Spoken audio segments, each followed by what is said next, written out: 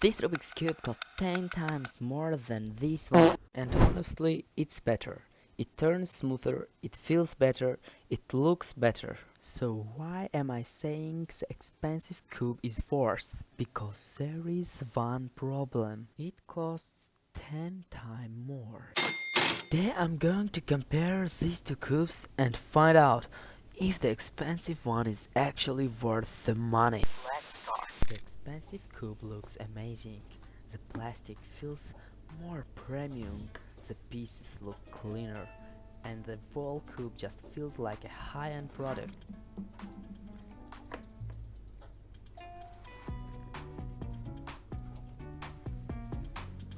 Meanwhile, this one is basically saying, I'm here to do my job. That is it. It's not bad, because at the end of the day, we're buying a Rubik's Cube to solve it, not to put it in a museum, but looks aren't everything. So let's see how they actually turn. The cheap cube isn't terrible. It works, you can solve it, you can practice on it, but the expensive cube is on another level. It turns smoother, faster, and much easier to control. And when you are doing algorithm quickly, you can really feel the difference. Now we have to ask the real question. Is the expensive cube worth 10 times the price?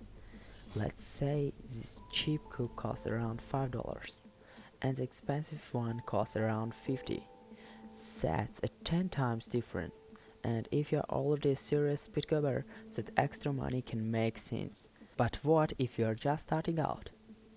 If you are never seriously used a Rubik's Cube before, I would not start with the expensive one. Just get a cheap cube, learn how to solve it, play around with it, and see if you actually enjoy cubing.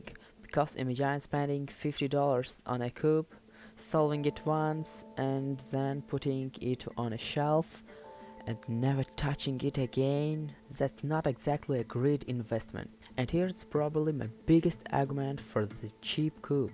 If an expensive cube costs $50, you could buy 10 $5 cubes instead. Think about that. 10 different cubes. You could try different size, different design, different turning style, different brands, and eventually you could figure out exactly what you like. Which one would you choose? The cheap cube or the expensive one? Let me know in the comment. Want more Rubik's Cube experiment like this? Subscribe to Cube.